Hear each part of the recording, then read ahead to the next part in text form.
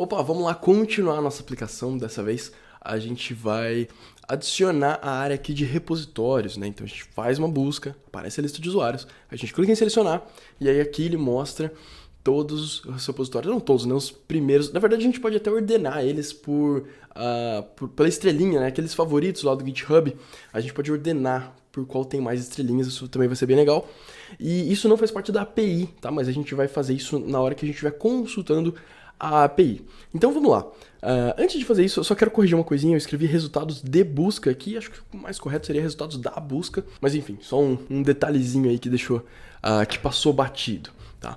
Vamos lá. O que a gente quer fazer agora? A gente poderia utilizar um useEffect para que toda vez que a gente altere um username, ele faça a busca. Por que isso? Porque o username não está sendo alterado quando a gente digita aqui, né? A gente digita aqui, ele está alterando o query, né? Essa aqui é a nossa busca. Cadê? Aqui, ó, esse estado aqui. O username ele só é alterado quando a gente clica em pesquisar. Então a gente poderia colocar aqui aqui sempre lembrando de colocar eles no começo, né? Os hooks no começo. Então a gente poderia usar um useEffect que vai receber uma função que a gente ainda vai criar. E depois, como dependência, a gente coloca o próprio username. Ou seja, toda vez que o username for alterado, executa novamente esse código e aí aqui a gente faz uma consulta. Deixa eu até escrever aqui. Consultar ou capturar os repositórios da API. Aqui ele está reclamando que o useEffect não foi importado, então vamos importar ele aqui, tá? E aí a gente poderia capturar tudo isso daqui num array, da mesma forma que a gente fez aqui, tá? Vou até duplicar essa linha aqui, ó, aqui embaixo, e vou renomear para repos, tá? De repositórios. Repos, tá? Eu geralmente prefiro escrever o nome completo, né? Repositories, mas nesse caso aqui é a própria API do GitHub. Vamos até abrir ela aqui novamente, docs.github. Nesse caso, até mesmo eles utilizam esse termo repos, né? De repositórios mesmo, abreviado. Então vamos manter essa terminologia. Aqui, ó, repositories, tá? Então essa aqui é a URL que a gente precisa capturar. Na verdade tem uma outra que não precisa passar orgs, deixa eu verificar. Aqui, olha só, na resposta, quando eu vim aqui, né, list users, tá? Na resposta do próprio usuário, que a gente já tem, inclusive, essa resposta, né, ele tem essa chave aqui, repos URL, tá? Então é basicamente tudo aqui. A gente só precisa trocar esse octocat, que é um exemplo aqui, pelo nome do usuário que a gente quer. Então eu vou copiar essa URL aqui, e aí a gente troca o nosso to-do aqui pela URL, né? Então eu vou chamar aqui um fetch. Esse fetch aqui, ele não precisa ser assíncrono. Desculpa, ele não precisa ser síncrono, ele pode ser assíncrono, tá? Porque a gente vai utilizar ele dentro de um useEffect. Então ele vai ser assíncrono por natureza. Tem algumas formas de contornar isso se a gente precisar, mas nesse caso não faz diferença. Porque a gente termina de fazer a busca aqui e ele assincronamente vai buscar o resultado. Isso aqui não interfere em nada na experiência, tá? Então a gente pode usar dessa forma. Vou fechar aqui. Deixa eu fechar minha função. E aqui a gente troca, né? Em vez de ser isso daqui, a gente troca pelo username que a gente capturou, tá? Só que tem o seguinte, quando a gente começar a executar essa função, quando o React renderizar o nosso componente, ele já vai renderizar isso aqui de cara, porque ele vai definir o username como vazio. A gente pode até confirmar isso, vou deixar essa linha comentada, e vou colocar um console.log aqui, mais ou menos assim, useEffect foi executado. Alguma coisa assim só pra gente visualizar. Vamos abrir o DevTools aqui. Dar um reload na página para ver se esses erros continuam. Então olha só, ele já está mostrando aqui que o useEffect foi executado e a gente nem fez nada na tela ainda, tá? Só que se a gente também mandar exibir o username, não está mostrando aqui, deixa eu recarregar. Beleza? Olha só, o username está vazio, tá? Então o que a gente pode fazer aqui, deixa eu apagar esses dois consoles, é simplesmente retornar se o username não estiver definido. Simplesmente faz se não tiver username, retorna, ou seja, a gente não quer executar esse useEffect caso a gente ainda não tenha um username, tá? Então vamos lá, vou descomentar o meu fetch aqui, a gente vai passar um then, da mesma forma que a gente fez antes, né? Transformando esse response porque ele retorna como texto, a gente converte ele para JSON, e aí na próxima linha a gente seta ele aqui nesse setRepos, né? A gente vai chamar essa função aqui, então vou chamar de data, colocar entre parênteses, e eu vou chamar set, repos, e tudo que vier de data, a gente joga lá pra dentro, desculpa, tudo que vier de data, é isso mesmo, a gente joga lá pra dentro de repos. Vamos testar, na verdade a gente não pode testar ainda, né? A gente precisa listar isso aqui lá na área. Deixa eu até minimizar isso daqui, né? Fazer um folding aqui e vamos abrir essa nova área. Essa área, na verdade, já tá, não tem o que abrir nela, tá vazia. Então, vamos listar aqui os nossos repositórios. Vou fazer um map aqui, então repo, e aí vou passar um componente aqui dentro. Só que aqui a gente vai ter o mesmo problema lá do useEffect, porque a gente ainda não tem os repos. Então eu vou fazer o seguinte, ó. Aqui em cima eu vou verificar se o username já está definido, e aí sim a gente manda exibir tudo isso aqui, tá? Porque aí se não tiver, ele simplesmente não mostra nada. E se a gente ainda quiser, a gente poderia fazer também um else aqui, né? Ou seja, se tiver o username, ele mostra os repositórios. Se não tiver, a gente poderia, não sei, ter um P aqui, por exemplo, escrito assim, faça uma busca primeiro, tá? Porque aí a gente sabe que a gente tem que primeiro fazer uma busca antes de mostrar alguma coisa. Ele tá dando um erro aqui, deixa eu entender. Ah, sim, aqui eu não preciso mais das chaves, né? Porque agora virou tudo JavaScript aqui dentro, ó, porque a gente já tem a chave ali fora. Tá, deixa eu dar uma organizada aqui, porque agora eu comecei a fazer uma coisa, depois misturei com outra. Vou fazer o seguinte, ó, aqui eu vou colocar um P e eu vou colocar repo.id, tudo isso aqui dentro de chaves. Então a gente executa esse map, faltou fechar o map. Eu acabei de entender o que está acontecendo aqui. Eu estou utilizando esse duplo e comercial, sendo que na verdade eu preciso utilizar interrogação, né? Porque a gente quer fazer um if ternário. Ou seja, se tiver um username, a gente faz esse loop aqui. Se não tiver, a gente mostra exatamente isso aqui que já está mostrando ali, ó. Tá esse resultado. Só que na verdade eu vou quebrar a linha aqui porque eu vou colocar mais coisas. Então vamos quebrar aqui. Aqui eu vou colocar um H1, por exemplo. Né? E tudo isso aqui eu vou precisar, na verdade, encapsular num fragment. Então, aqui embaixo eu vou fechar o fragment. Aqui no H1 eu vou escrever assim, repositórios de... E aí, aqui eu passo o nome do usuário, então, username. Coloco 2 pontos. Aqui embaixo eu abro chaves novamente. Aqui embaixo eu abro chaves novamente. E em vez de P eu vou utilizar um LI. Porque a gente vai ter uma lista aqui, né? Então, eu vou colocar um L aqui por volta de tudo isso daqui. Vamos salvar. Não, ele continua com um erro. Provavelmente porque eu esqueci de fechar essa chave aqui. E pronto, acho que agora ficou melhor. Beleza. Vou quebrar o meu LI aqui em mais linhas. O meu LI precisa de uma key, certo? Porque a gente está utilizando o map. Então eu vou utilizar repo.id. E em vez de ID, eu quero mostrar o nome do repositório, tá? Então eu vou salvar. E aqui tem o seguinte, ó. Como isso aqui vai ser assíncrono, instantaneamente essa lista de repositórios não vai aparecer. Então o que a gente pode fazer é o seguinte, ó. Antes de mostrar esse ali, eu vou fazer uma outra condicional, vai ser vários condicionais aqui dentro, que vai ser mais ou menos assim, ó. Repos.length, ou seja, a gente está verificando se esse array tem alguma coisa lá dentro. Se ele tiver, ele mostra esse UL, e aí se ele não tiver, a gente mostra um texto, alguma coisa carregando, tá? Porque isso aqui vai ser assíncrono, tá? Então vamos recapitular.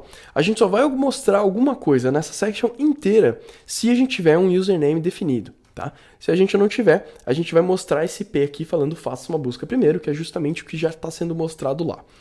Se por outro lado a gente já tiver um username definido, ou seja, a gente já fez uma busca, clicou em alguém aqui, aí ele entra nesse bloco aqui, tá? Que ele vai exibir aqui repositórios de fulano, e aí a gente faz um loop, né? Na verdade, desculpa, a gente ainda não faz um loop, a gente verifica se existe algum repositório. Se não existir, significa que ele ainda está carregando, tá? E se existir, significa que ele vai abrir esse LI e fazer um loop, mostrar tudo dentro de LIs aqui, ou seja, mostrar tudo dentro de uma lista. Então vamos lá, né? A nossa consulta API, deixa eu até fechar isso aqui para ficar menos confuso. A nossa consulta API, teoricamente está pronta, vamos testar, vou até deixar na tela grande aqui agora. E agora eu vou buscar por Lucas, vou mandar pesquisar, deixa eu arrastar um pouquinho para baixo. Meu nome está aparecendo aqui, vou clicar em selecionar. Tá, ele mostrou carregando e mostrou a lista dos meus repositórios, né? Ele está indo em ordem alfabética, ele foi até a letra D, porque eu acho que ele só mostra os 30 primeiros. E aqui uma coisa interessante que a gente pode fazer, é em vez de setar repos dessa forma aqui, eu vou abrir um bloco, vou comentar essa linha, e a gente pode fazer um console.log do data, só para a gente entender o que está retornando lá e como que a gente pode utilizar esses dados, seja para ordenar, seja para filtrar, enfim, um monte de coisa que a gente pode fazer. Na verdade, ele já recarregou meu componente, já mostrou tudo aqui. Vamos abrir um deles só para a gente testar. E olha aqui quanta coisa que a gente pode usar. Tá? Eu sei que um dos itens que ele mostra aqui são as estrelas, então vamos buscar por star. Tá? É esse aqui, ó, Stargazers Count. Eu não sei exatamente porque que tem esse nome esquisitão. Opa, perdi aqui. Vamos copiar aqui, ó, tá? E por que eu vou copiar isso aqui? Porque eu quero ordenar os meus repositórios por número de estrelas, Eu já procurei na documentação do GitHub, deixa eu abrir aqui lado a lado, aliás, em outra aba, deixa eu até voltar aqui para repositórios. Tá, então aqui são os parâmetros que a gente pode passar e tem esse sort, né? Sort significa ordenação, como que a gente quer ordenar. E a gente pode ordenar por data de criação, data de atualização, data de quando o último commit foi enviado e o nome completo, mas não tem como ordenar pelo número de estrelinhas, o que infelizmente deixa a desejar um pouco, mas tudo bem porque a gente pode resolver isso aqui do lado do JavaScript, não é tão performático, não é ideal, mas para o nosso exemplo aqui funciona. Então vamos lá, eu vou primeiramente criar uma constante aqui, chamado result, tá? Eu vou colocar alguma coisa aqui dentro, e aí lá no final, eu não só exibo o result aqui, como eu posso setar o meu REPL com o mesmo resultado, tá? Então, basicamente, eu vou transformar o data em alguma coisa, e aí vou atribuir ele para result, onde eu vou setar tudo aqui, tá? Até pagar esse console.log, acho que a gente não vai precisar mais. E aqui eu vou chamar um sort. Esse método sort do JavaScript, ele é meio dificinho de entender, caso você nunca tenha usado, mas ele basicamente recebe dois parâmetros, ele vai comparar cada um dos resultados um por um, basicamente. Então a gente vai ter, imagina que a gente tem aqui um array, né? Vamos colocar um array aqui, 1, 2, vou colocar fora de ordem, tá? Vou colocar tipo 4, 7 e 3. Vamos supor que a gente queira ordenar esse array, né? A forma que ele faz é, ele vai pegar o primeiro, ele vai comparar dois elementos para ordenar, tá? O A e o B. Então o 4 e o 7, a gente vai precisar comparar eles aqui nesse bloco, e a gente retorna para essa função sort, a gente precisa fazer um return aqui, ou simplesmente passar a setinha direta, né, para fazer um return, e a gente precisa passar menos 1 ou 1. Se a gente passar 1, o JavaScript vai saber que o número é maior. Se a gente passar menos 1, a gente sabe que ele vai saber que é menor. Tá? É meio confuso de entender, mas isso aqui é JavaScript puro, não tem nem nada a ver com React. E basicamente, eu vou até quebrar outra linha aqui, basicamente a gente pode fazer assim, ó, o A ponto número de estrelas, né, ou seja, o repositório que vai retornar aqui do data ponto número de estrelas, a gente compara se ele é menor que o B ponto mesma coisa, número de estrelas, tá? E aí, se for verdadeiro isso daqui, a gente passa 1, e caso contrário, a gente passa menos 1, tá? Eu salvei, o meu Prettier colocou tudo na mesma linha aqui de novo, mas não tem importância, tá? O importante é a gente entender que isso aqui está ordenando os resultados. Vamos voltar ao set aqui e vamos testar novamente, tá? Olha só, ele já automaticamente recarregou, só que tá difícil de visualizar, né? Porque a gente não está exibindo o número de estrelas, então vamos colocar aqui junto com o nome, né, vou colocar aqui na frente, parênteses, REPL ponto e mais o nome, mais o número de estrelas. E beleza, olha só, ele já tá mostrando aqui o número de estrelas aqui na frente. Só que de cabeça eu já sei que isso aqui tá errado. Por quê? Porque eu tenho um repositório que tem mais estrelas que isso. Eu sei que eu tenho um repositório chamado Enumerate.it, que é um repositório mais famoso no GitHub, que ele tem mais do que esse aqui. Então por que isso tá acontecendo? Porque por padrão, o GitHub, em algum lugar, ele até mostra essa informação. Por padrão, ele está retornando os 30 primeiros resultados. Na verdade, eu acho que é alguma coisa padrão. Deixa eu procurar aqui em Overview. Resources. Pagination. É exatamente aqui, olha só. Por padrão, esse per page, ele retorna 30. Deixa eu ver se consigo encontrar essa informação. Se a gente mandasse contar lá no resultado também, ele ia mostrar. Mas é isso, tá? Ele retorna 30 e a gente pode passar esse per page aqui para ele retornar 100, que é o máximo que ele aceita, mas já é melhor do que passar 30, né? Então vamos voltar aqui na chamada da API e eu simplesmente, aqui, como parâmetro de query string mesmo, eu passo per page 100. Vamos ver se já mudou o resultado. Deixa eu...